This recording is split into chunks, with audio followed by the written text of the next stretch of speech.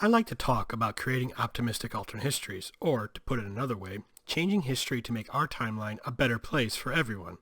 There is, however, a dark side to this style of thinking, because even if you intend to create a better future, you could unintentionally make the world worse off than it ever was before. Hello everyone, I'm Matt Mitrovic, the alternate historian. Today's video we're going to talk about Atlantropa, the most dieselpunk mega project ever conceived. Atlantropa was the brainchild of Herman Sörgel. Born in 1885, Sörgel was a German pacifist, philosopher, and an architect who followed the Bauhaus school style. According to my Twitter friends who are smarter than me, the Bauhaus school was a modernist art movement that stressed minimalism and focused on functionality over aesthetics. Concerned over the state of Europe after the Great War, Sörgel proposed in the 1920s to build a dam across the Strait of Gibraltar to cut off the Mediterranean Sea from the Atlantic Ocean. The dam would contain a large hydroelectric power plant that would provide for all of Europe's electricity. This project was originally called Panropa, but was later renamed Atlantropa. And if you think that sounds crazy, well, Sörgel wasn't finished. Atlantropa included plans to build separate dams across the Dardanelles and the narrow straits around Sicily, thus connecting it to Tunisia and the Italian mainland, potentially allowing someone to get on a train anywhere in Europe and take it straight to Cape Town, South Africa. And if you solve a murder mystery while traveling the African Express, even better. Sörgel also wanted to build a fourth dam on the Congo River to create a lake that would be as large as 350,000 square miles.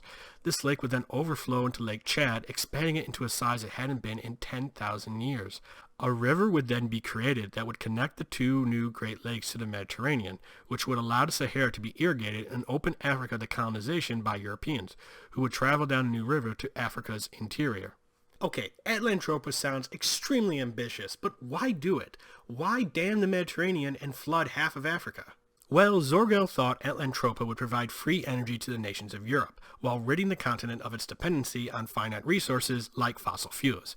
Additionally, Sörgel, perhaps influenced by the works of Thomas Malthus, thought that Atlantropa would ease overpopulation, since new land would be available from the irrigated Sahara and the receding Mediterranean. The new land from the receding sea alone would be, depending on which source you believe, around the size of Belgium and France combined. Think of it like what the Netherlands did to reclaim land from the North Sea, but on a much larger scale. Sörgel admitted that Atlantropa wouldn't be easy to build and could take decades, even a century, to complete, but this wasn't a bug, but a feature. Sörgel hoped that the time and resources needed to build Atlantropa would discourage Europe from war. Furthermore, unemployment would be erased as people worked to construct the dams and then later colonize the new lands. Plus, once finished, future war would be discouraged because any European country that became hostile to its neighbors would have its electricity cut off. Sörgel also had foreign policy reasons for building Atlantropa. He foresaw a future where the space-filling empires of America and Pan-Asia emerged as superpowers, and Europe fell by the wayside. Atlantropa, however, could unite Europe and provide them with the resources of Africa, and potentially the Middle East too, so that they could become a space-filling empire of their own. Also, while I'm not sure if Sörgel considered this, the receding Mediterranean would also open up sunken archaeological sites from the sea levels were a lot lower, which, as you'll see, is probably the only real positive that would come out of Atlantropa. Now, Sörgel was obsessed with Atlantropa. Until the day he died, he published books and articles about it, gave lectures to educate people on its benefits, and even founded an institute to promote the project.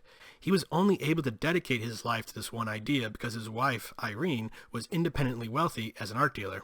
Nice to have a sugar mama. And Sörgel did find support for Atlantropa, especially in his home country of Germany and in Northern Europe. One Australian newspaper even described Sörgel's vision as going Jules Verne one better in reach of imagination.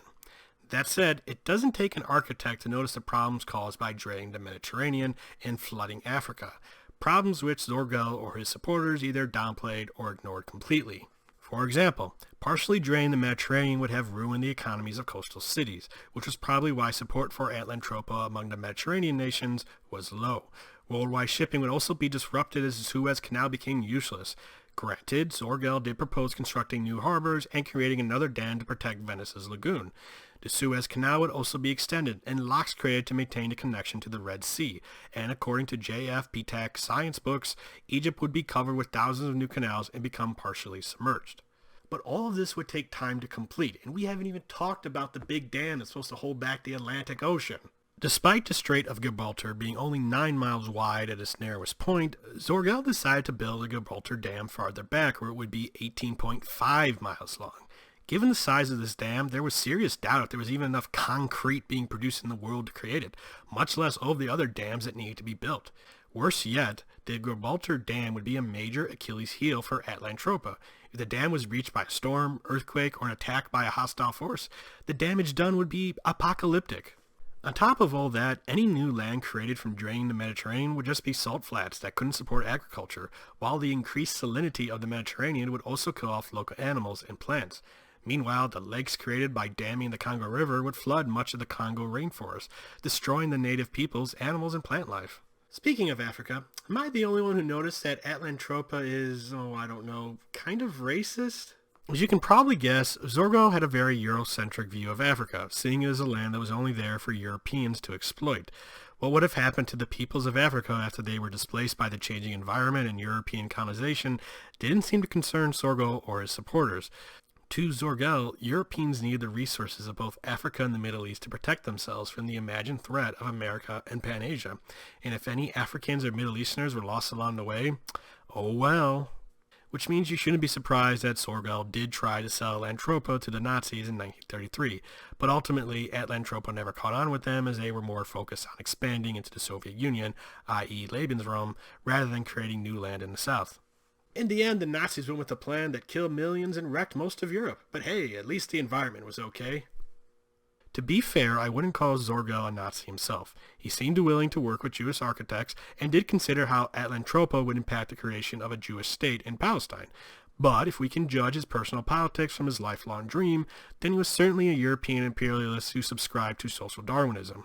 Following the end of World War II, however, interest in Atlantropa began to wane. Western Europeans briefly considered the idea as a way to create bonds with their colonies in Africa and to stop them from embracing communism, but the end of imperialism, the cost of rebuilding their post-war economies, and cheaper alternatives to their energy needs like nuclear power made them scrap the idea. Meanwhile, Sörgel died in 1952 after being struck by a hit-and-run driver while riding his bike, still trying to convince Europe of his utopian dream. Today you can find all of his writings about Atlantropa in the archives of the Deutsche Museum in Munich. And yet, despite Sörgel's death, the ghost of Atlantropa still lingers on. There are still proposals to dam the Straits of Gibraltar, although they mostly focus on controlling rising sea levels due to global warming than actually draining the Mediterranean Sea. But without naming names, although you can find them if you search the links I will include in the video description, there are a lot of articles out there that treat Atlantropa as some great missed opportunity, and the fact that thousands, if not millions, of non-Europeans would be displaced or even die does not even register as a footnote in their praise of Sörgel's vision. Imperialism. It really screwed everything up. Meanwhile, the idea of Atlantropa has inspired many writers. Grigory Grebnev's 1950 novel The Flying Station features a dam across the Straits of Gibraltar, although this one was built after a successful worldwide socialist revolution. And speaking of socialists, Gene Roddenberry's 1979 novelization of the Star Trek The Motion Picture featured then Admiral Kirk standing on top of a dam near Gibraltar, although from what I've been told this dam was meant to benefit Africa rather than Europe, so Roddenberry's Atlantropa managed to shed the Eurocentrism.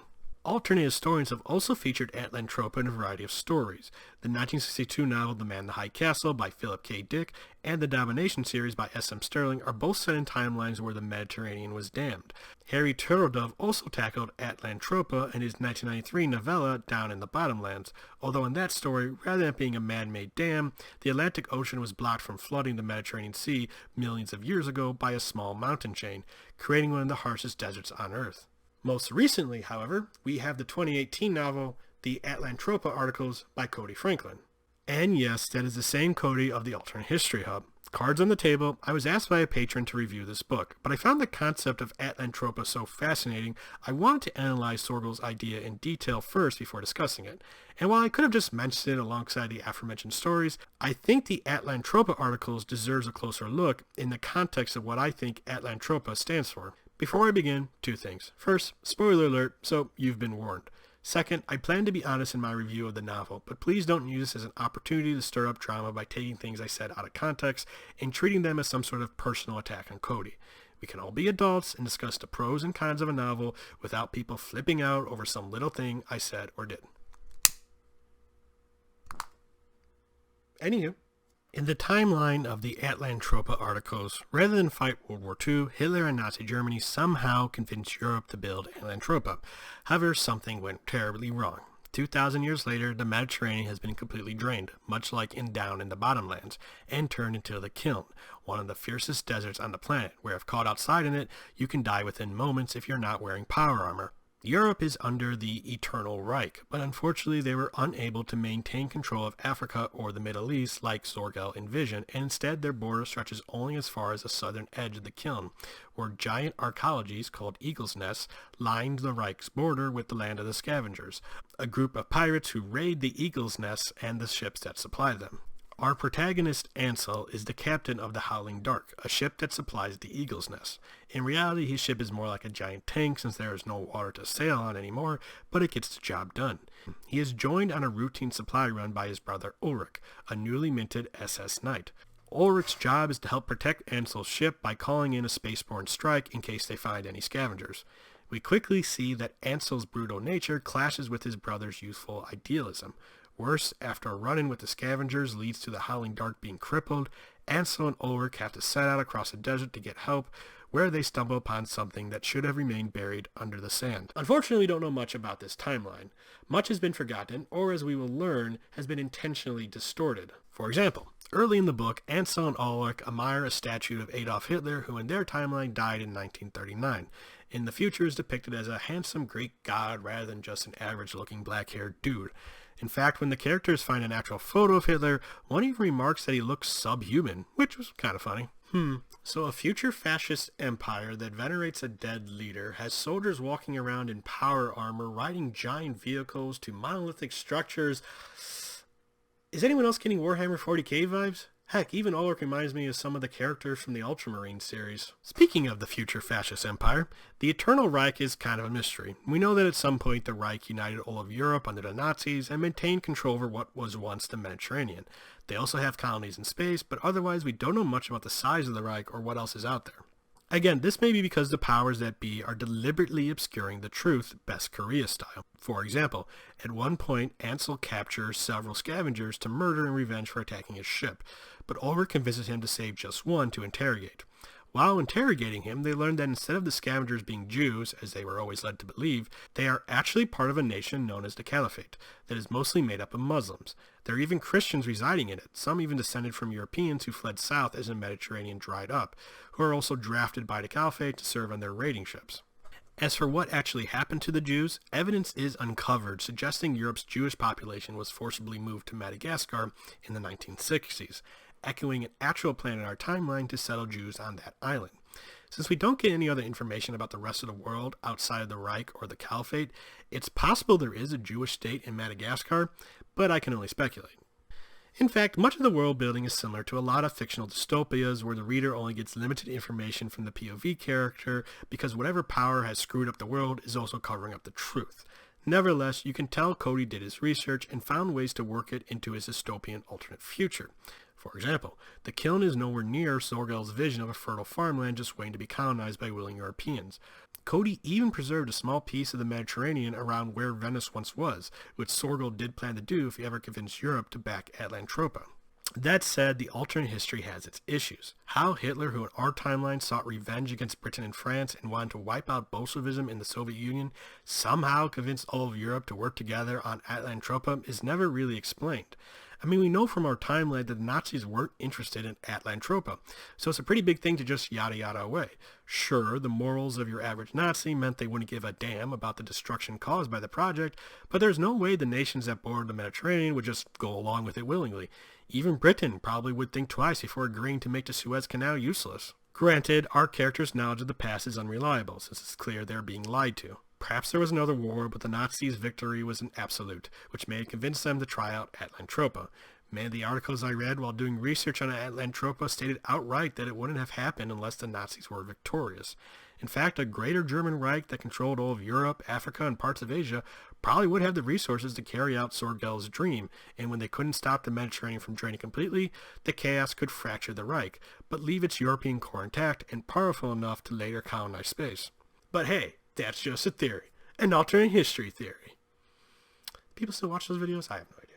Unfortunately, other aspects of the Atlantropa articles kept me from fully enjoying it. For example, Ansel isn't a good person. I know, shocking considering he's a Nazi. But with that said, a POV character doesn't have to be a hero, and if written well enough, can still be compelling to follow. However, we really didn't know much about Ansel other than he joined the army, decided to live in the kiln as a sailor, and enjoyed hurting and killing people. And yeah, we get pages of him committing brutal maimings and killings, so this book isn't for the squeamish. There were also odd formatting errors throughout the book, as if someone hit enter too soon, thus moving the sentence to the next line on the page. And there was this bizarre moment where at least 4 pages were out of order, which took me completely out of the story as I tried to figure out just what the hell had happened. I know those last couple of issues sound like nitpicks, but these are easy things to fix, so I have no idea why they were kept in when the book went to print. Then, of course, there is the Caliphate, which is bad even by Nazi standards, especially given the stories we hear about the rapings and killings they do whenever they capture an eagle's nest. The existence of the Caliphate was groan-inducing for me, as an evil Muslim empire has become a cliché in speculative fiction, and certainly not one of the fun ones. Additionally, the fact that the only person we get to know from the Caliphate turns out to be a Christian who said his people are oppressed doesn't help. Honestly, it would have been more compelling to learn that the Caliphate actually is not that bad, since it would have fit more with the discovery that the Reich is lying to its citizens about the past and the outside world, which would make what Ansel did in the finale, which I'm trying hard not to spoil here, all the more tragic, but that isn't what we got. In conclusion, the Atlantropa articles isn't bad for a debut novel. I liked the world building, but I had some issues with the characters and the story that probably could have been fixed with a couple more rewrites. And yet, in the larger discussion of Atlantropa, I do think the book deserves some special recognition. Out of all the stories inspired by Atlantropa, it is the one story that really captured the essence of the project. Sörgel's idea seems world-changing on its surface, but when you really think about the consequences of damming the Mediterranean and flooding Africa, you realize it's just another extension of European imperialism. Atlantropa doesn't belong in the future utopia of Star Trek, and even the man in the high castle didn't describe just how terrible it could be. But the Atlantropa articles? That book managed to show just how bad the world could be if Sörgel's dream ever became reality, and why Atlantropa should remain a footnote in history. Well, that's all to say on the subject. If you enjoy what I do, please like, comment, subscribe, share this video, support me on Patreon. I'm Matt Mitrich, the Alternate Historian. Bye.